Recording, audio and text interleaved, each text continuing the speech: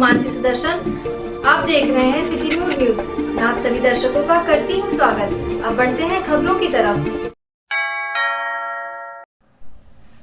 Samajwadi party के जिला पंचायत सदस्य विधानसभा चुनाव प्रभारी राजा मान सिंह ने मीडिया से मुखातिब होते हुए बताया कि पूरे प्रदेश में हवा नहीं आंधी चल रही है और समाजवादी पार्टी की लहर चल रही है और आने वाले कुछ ही दिन में समाजवादी पार्टी की सरकार बनेगी। अखिलेश यादव जी मुख्यमंत्री बनेंगे। वहीं सरकार पर आरोप लगाते हुए कहा कि किसानों से लेकर नौजवान तक सभी लोग पीड़ित हैं। झूठ की एक सीमा होती है। जिस तरह से मोदी और योगी झूठ बोल रहे हैं, अब उनके पलायन की तैयारी हो गई है। वहीं विकास के मुद्दे पर बात करते हुए कहा कि जो भी विकास का एजेंडा है वह कागजों तक ही सीमित है। विकास कार्य कहीं दिख नहीं रहा है। राजा मान सिंह ने समाजवादी पार्टी के राष्ट्रीय अध्यक्ष अखिलेश यादव को किसान व गरीबों का मसीहा है और हर वर्ग को साथ लेकर चलते हैं। वहीं एक ऐसे नेता हैं, उन्हीं के अंदर यह क्षमता है जो सबका साथ सबका विकास करने का कार्य कर सकें, वह अखिलेश यादव हैं। वहीं समाजवादी पार्टी के जिला पंचायत सदस्य व अयोध्या की 5 विधानसभाओं के चुनाव प्रभारी जिला पंचायत सदस्य राजा मान सिंह ने बताया कि हमारे पास प्रदेश कार्यालय से सूचना आई है कि महिला सभा की राष्ट्रीय अध्यक्ष जूही सिंह का 19 फरवरी को आगमन हो रहा है।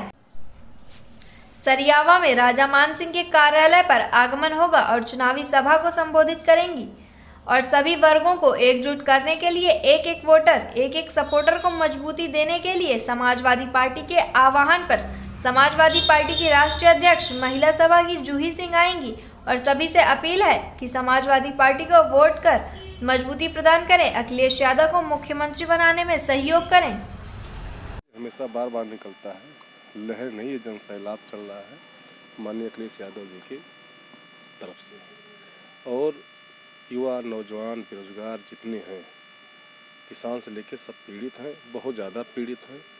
इससे कोई अंदेशा नहीं है और झूठ की एक सीमा होती है। मोदी योगी जो झूठ बोल रहे हैं उनका अंत हो चुका है। अब यहाँ से पलायन करने की तैयारी हो गई।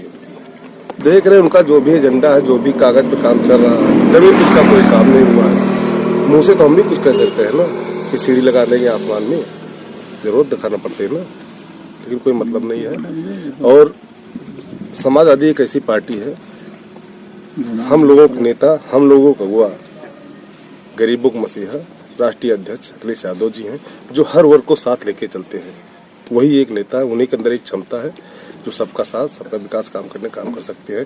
वो माननीय अखिलेश यादव जी हैं बस। और कुरिया हमारा भी फोन आया था पार्टी कार्यालय से और प्रदेश कार्यालय भी फोन आया था हमारे पास, क्योंकि 5 विधानसभा की जिम्मेदारी हमें मिली गई है। सब जगह हमें दौड़ना पड़ रहा है और सवर्णों को लेके हर वर्ग को साथ लेके चलने की मुझे परमिशन मिला है समाजवादी पार्टी की तरफ से। महिला सभा की राष्ट्रीय अध्यक्ष हमारी जूही सिंह जी आएंगी। 19 तारीख को उनको आगमन है। ये हमारा कार्यालय है, यहीं पे हम लोग कार्यक्रम रखेंगे।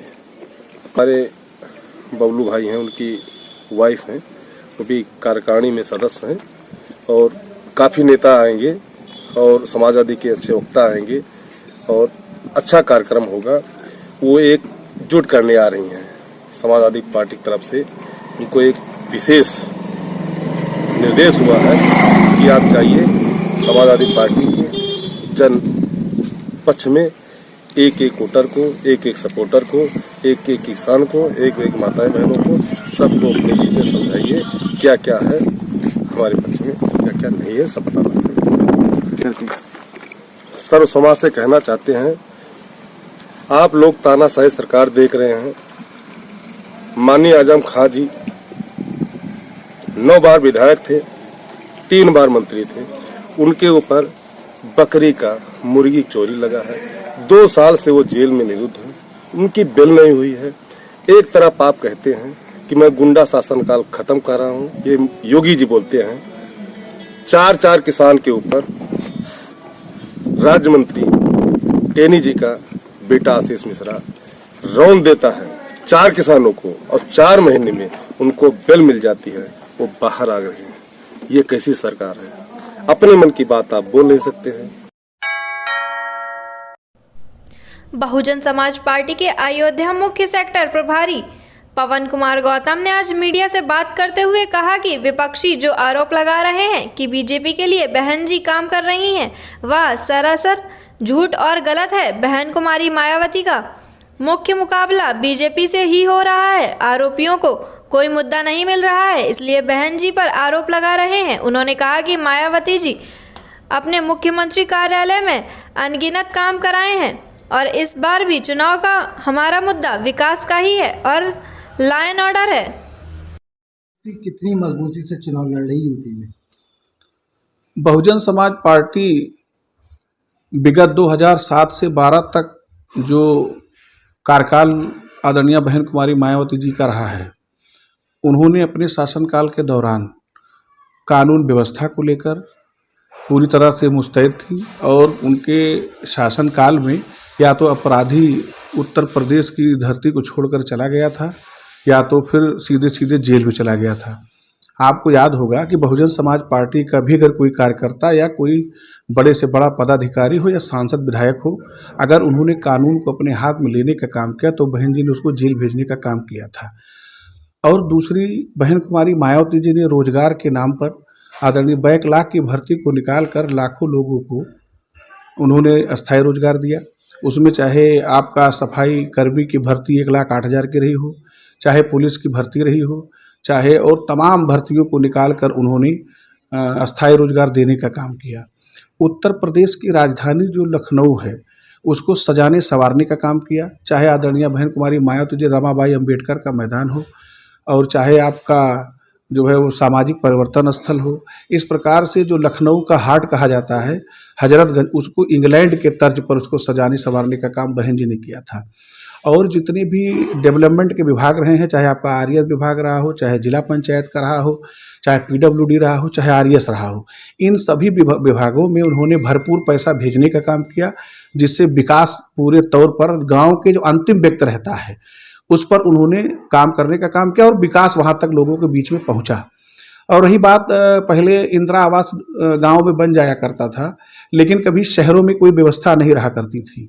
बहन कुमारी मायावती जी ने ये महसूस किया कि शहर के लोगों को भी एक छत होना चाहिए। उन्होंने मानव श्री कांसीराम शहरी आवास योजना को चलाया और पूरे उत्तर प्रदेश के जिला मुख्यालयों पर, कहीं कहीं तहसील मुख्यालयों पर 3-3 मंजिले का फ्लैट जैसा आवास बनाकर इस देश के इतिहास में साथियों पहली बार सर्व समाज को उन्होंने जो है बिना पैसे का देने का काम बहन कुमारी मायावती जी ने किया। और साथ साथ आप देखें कि आवास के साथ जितने भी गरीबों की शहरों में बस्तियां रही हैं उस पर आवास की व्यवस्था हो, सड़कों की व्यवस्था हो, ये व्यवस्था भी करने का काम बहन जी ने किया। लड़की पैदा हो जाया करती थी, लोगों को मायूसी छा जाती थी, उसको महामाया बाल का आशीर्वाद योजना को चलाकर उसको बीमा करा के लखपति बनाने का काम किया। लड़कियों की शिक्षा जारी रहे, हाई स्कूल इंटर मिलाकर उन्होंने 25,000 रुपये एक साइकिल की व्यवस्था कराने का काम किया था। उसी को लेकर आज उत्तर प्रदेश के जो हालात हैं, चाहे कानून व्यवस्था बनाने का काम किया, लड़कियों की शिक्षा जारी रहे, हाई स्कूल इंटर मिलाकर उन्होंने 25,000 रुपये एक साइकिल की व्यवस्था कराने का काम किया था। उसी को लेकर आज उत्तर प्रदेश के जो हालात हैं, चाहे कानून व्यवस्था हो, चाहे रोजगार हो, चाहे किसानों की बात हो, ऐतिहासिक वृद्धि 125 रुपये का जो गन्ना का रेट रहा, ऐतिहासिक वृद्धि बहन कुमारी मायावती जी ने 250 रुपये करने का काम किया था। आज वो सर्व समाज के लिए हित में उन्होंने काम किया, चाहे ब्राह्मण वर्ग रहा हो, चाहे क्षत्रिय वर्ग रहा हो, चाहे बैकवर्ड के लोग रहे हों, चाहे अनुसूचित जाति के लोग, सभी लोगों को उन्होंने काम करने का काम किया। आज उसी को लेकर आज चाहे समाजवादी पार्टी की सरकार रही है, उसके तहत आप जानते हो कि समाजवादी पार्टी शासन के दौरान लूट हो, हत्या हो, बलात्कार हो, डकैती, तो इसका इजाफा पूरा प्रदेश जानता है। अब भारतीय जनता पार्टी के कानून व्यवस्था को लेकर उसका एक ही मकसद है कि डिवाइड एंड रूल, जो अंग्रेजों का था कि हिंदू मुस्लिम को बांटकर राज करने की उनकी फितरत को पूरा प्रदेश समझ चुका है और बहन कुमारी मायावती जी की तरफ आशा भरी निगाहों से देख रहा है। एक सवाल और है, विपक्षी र्यूमर उड़ा रहे हैं कि बहन जी बीजेपी के लिए काम कर रही हैं। ये सरासर गलत है। ये लोग पूरा जो हम लोग जो माहौल जो लोग क्रिएट किया जा रहा है वो केवल समाजवादी और भाजपा को दिखाने का काम मीडिया भी कर रही है और लोगों के बीच में ऐसा बताया जा रहा है। लेकिन आपको चाहे पहला चुनाव प्रथम चरण का हुआ, द्वितीय चरण में निश्चित तौर पर बहुजन समाज पार्टी आगे बढ़ रही है। और वर्तमान में आप जैसे फैजाबाद को ही ले लीजिए, आज फैजाबाद में हमने जातीय समीकरण में देने का काम किया है, हमने बैकवर्ड को भी लड़ाया है, हमने ब्राह्मण समाज के सुनील पाठक को लड़ाया है बीकापुर से, मुस्लिम समाज से हमने पूर्व विधायक रुश्दी मियाँ को हमने जो है वो रुदौली से लड़ाने का काम किया है, मौर्य समाज के अयोध्या जैसी स्थिति पर देने का काम किया है।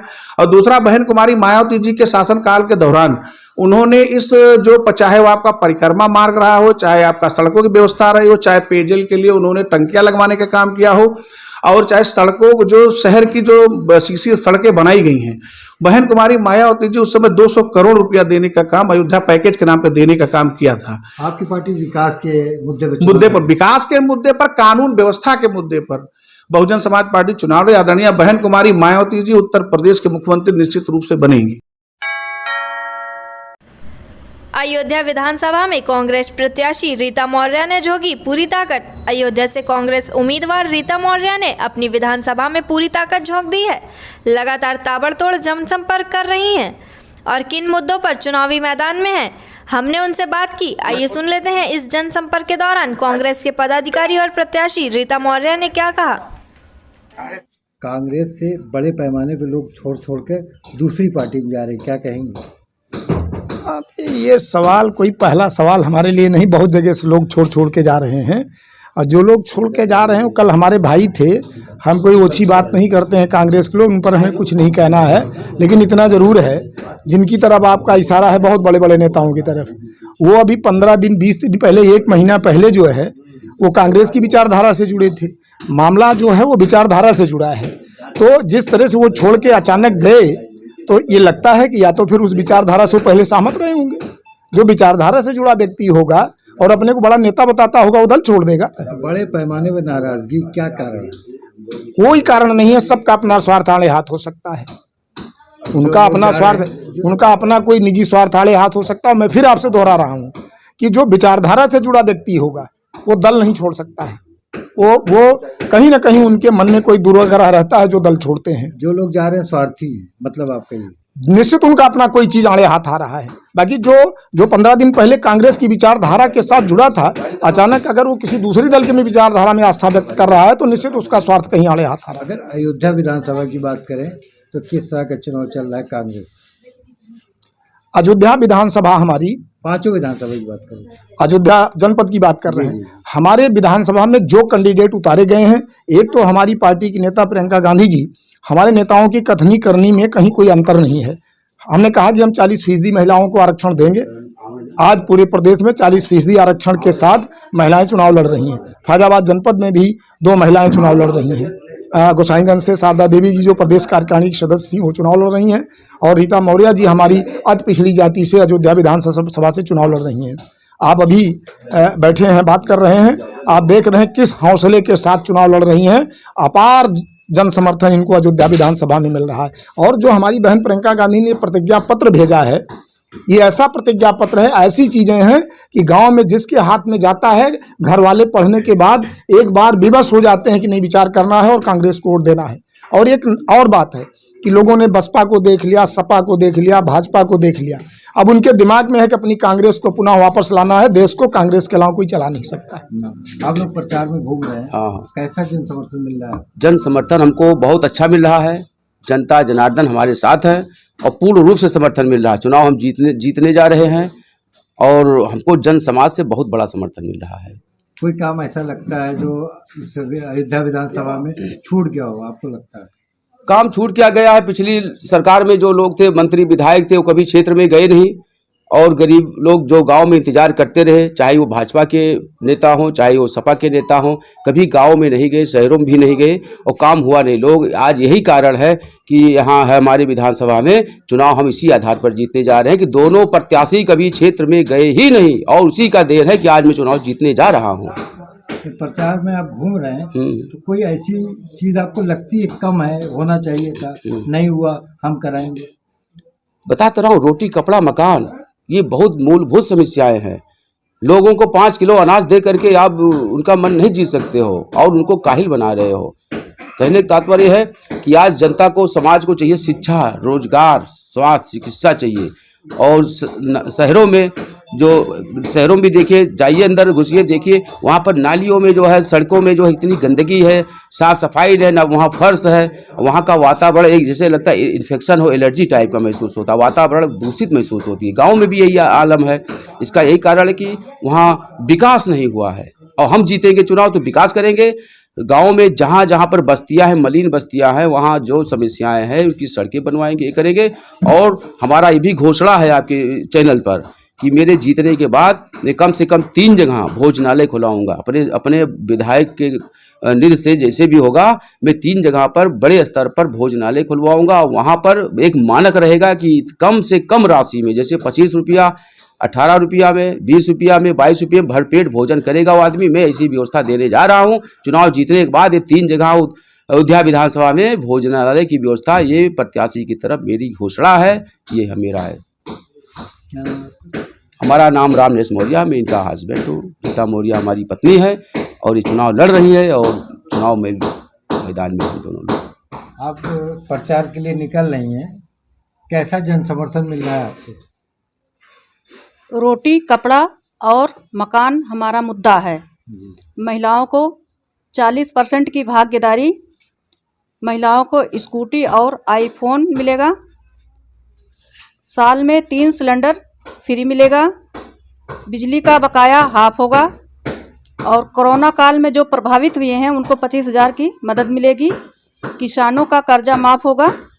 ऐसे ढेर सारी योजनाएं हैं, उस पर मैं चुनाव लड़ूंगी। नहीं, लोगों का जो जन समर्थन है, जब आप प्रचार में निकलती हैं तो कैसा रहता है जन समर्थन? जन समर्थन मुझे बहुत अच्छा मिल रहा है। अच्छा रिस्पांस मिल रहा है। कोई समस्या आप देखती होंगी, अपने क्षेत्र में घूमती होंगी, जैसे लगता होगा पहले जो विधायक थे उन्होंने काम नहीं किया, कोई काम छूटा लगता है आपको? छूटा हुआ है जो, जैसे जिसको नाली चाहिए, खड़ंजा चाहिए और जो मकान चाहिए नहीं उपलब्ध हैं। लोग बहुत गरीब हैं, नहीं जाते, जीतने के पास जाते नहीं देखने, यही सब है दिक्कत। तो आपके जीतने के बाद प्राथमिकता क्या होगी? मैं जनता के मुताबिक उनके अनुरूप मैं काम करूंगी।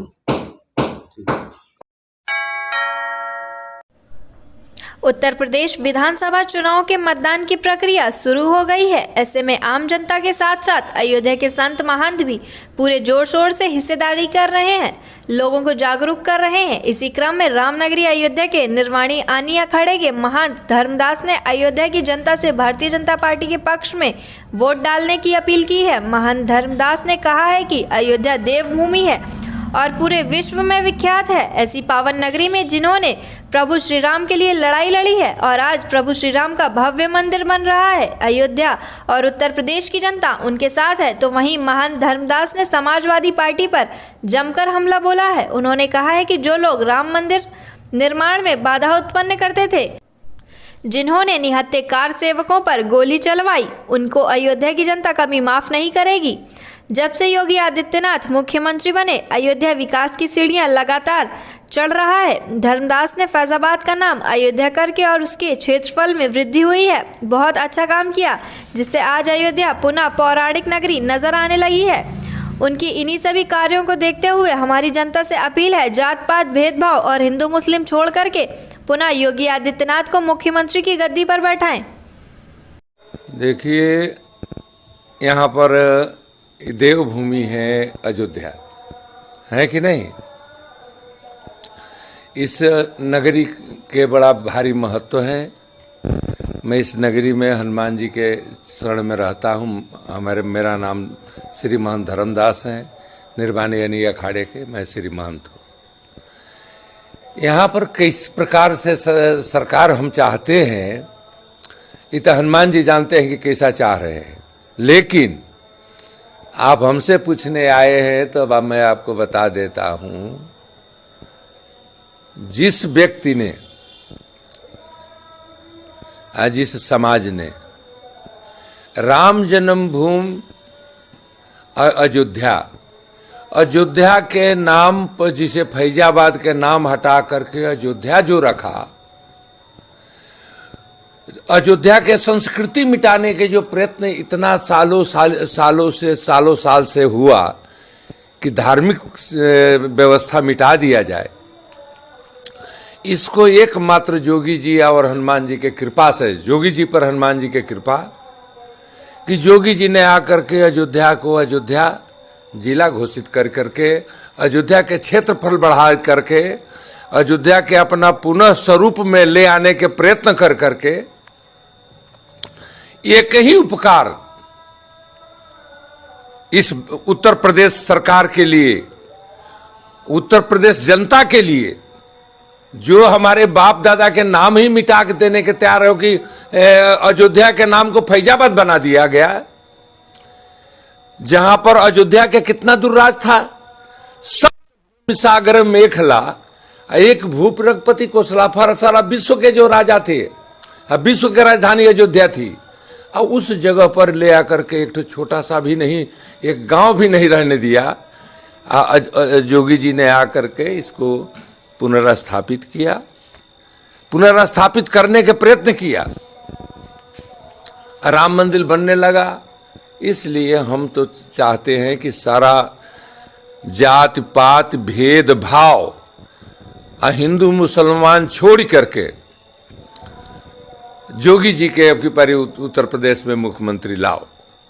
कहिए कि क्यों हिंदू मुसलमान सब कहते हैं, कौन ऐसा मुसलमान है जो कहता है कि हम राम के और अयोध्या के नहीं मानते हैं? जो नहीं मानता हो तो न माने, लेकिन कौन है कि जो हिंद मतलब भारतवर्ष में रह करके भारतवर्ष। अयोध्या की अधिवक्ता व समाज सेवी श्वेता राज सिंह भाजपा में शामिल हुई। जनपद के मायापुरा बाजार क्षेत्र के मरना गांव में भाजपा का एक विशाल जनसंवाद आशीर्वाद का कार्यक्रम आयोजित हुआ।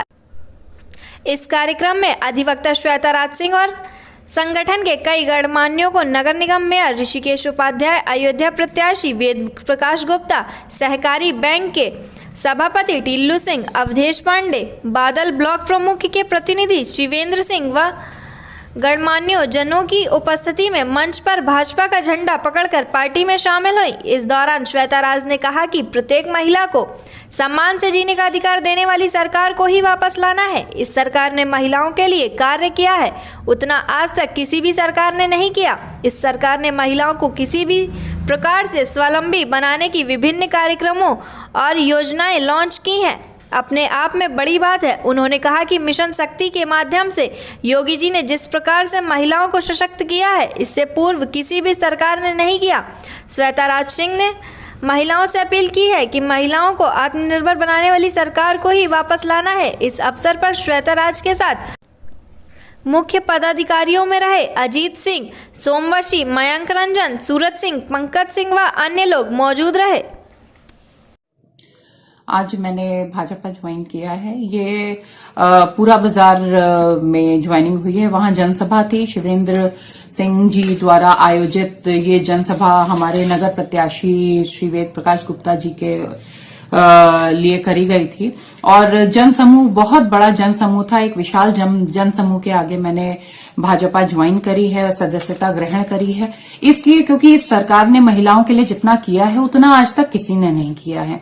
इस सरकार ने महिलाओं को किस प्रकार से स्वावलंबी बनाने की विभिन्न कार्यक्रम, विभिन्न योजनाएं लॉन्च करी हैं, ये अपने आप में बहुत बड़ी बात है। और यही नहीं, मिशन शक्ति के माध्यम से योगी जी ने जिस प्रकार से महिलाओं को सशक्त किया है, आज से पूर्व किसी भी सरकार ने इस विषय में सोचा ही नहीं है। आज 12 बजे भी कोई भी बेटी 2 बजे रात को निकल सकती है आराम से बिना किसी भय के। ये देन इसी सरकार की है।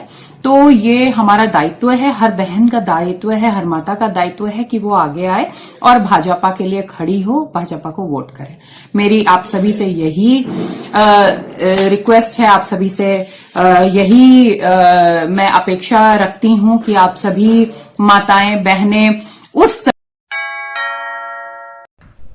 विधानसभा चुनाव में 100% मतदान करने के लिए अयोध्या शहर के कनौसा कॉन्वेंट इंटर कॉलेज में माध्यमिक शिक्षा विभाग ने रंगोली का आयोजन किया है। इस रंगोली के माध्यम से इंटर कॉलेज के छात्र छात्राओं ने लोगों को मतदान करने के लिए जागरूक भी किया। इस दौरान कनौसा कॉन्वेंट इंटर कॉलेज में पहुंचे जिला निर्वाचन अधिकारी नीतीश कुमार ने रंगोली को देखकर प्रभावित हुए और छात्राओं की जमकर तारीफ की और उन्होंने छात्राओं को पुरस्कृत भी किया। जिलाधिकारी ने सभी को मतदान करने की शपथ भी दिलाई। उन्होंने बताया कि जाति धर्म से उठकर सभी को निर्भीक होकर एक स्वच्छ सरकार के लिए भयमुक्त होकर अपने मत का प्रयोग करना चाहिए। एक अच्छे लोकतंत्र को स्वस्थ बनाने के लिए जरूरी है कि सभी लोग अपने मत का प्रयोग करें। दरअसल अयोध्या के 5वें चरण में 27 फरवरी को मतदान होना है। सभी विद्यालयों ने इसमें लोकतंत्र को जीवंत बनाने के लिए और मतदान में सहभागिता सुनिश्चित करने के लिए प्रेरणा देने के लिए समाज को और अपने स्वयं को भी प्रेरणा देने के लिए कार्यक्रम आयोजित किया था और बच्चों ने काफ़ी अच्छी रंगोली बनाई और थीम बेस्ड रंगोली बनाई। उसका एक पर्पस था, उस हर एक चित्र के माध्यम से वो बताना चाह रहे थे किस तरीके से मतदान करना चाहिए, धर्म जाति और किसी भी प्रलोभन के बिना हमें मतदान करना चाहिए, तब हम स्वस्थ लोकतंत्र और जीवंत लोकतंत्र का निर्माण कर सकते हैं। और बच्चों ने बखूबी समझा है लोकतंत्र को और जिन्होंने 18 वर्ष की आयु प्राप्त कर दी है वो मतदान करेंगे और लोगों को प्रेरित करेंगे, अपने समाज को, सभी आसपास के लोगों को प्रेरित करेंगे कि मतदान का बिना प्रलोभन से निष्पक्ष और पारदर्शी तरीके से मतदान करें और अपने लोकतंत्र को वाइब्रेंट बनाएं। जिस तरह से आज के लिए बहुत जरूरी है कि सभी लोग इंक्लूसिव होकर सब लोग मतदान करें, सभी वर्ग जाति धर्म के लोग सब मतदान करें और बिना किसी प्रलोभन के निष्पक्ष तरीके से मतदान करें। और प्रशासन और पुलिस प्रशासन पूरी तरह तैयार है ट्रांसपेरेंट और निष्पक्ष चुनाव करने। आज के लिए बस इतना ही। कल फिर मिलेंगे इसी समय इसी चैनल पर। अब हमें दीजिए इजाजत। नमस्कार।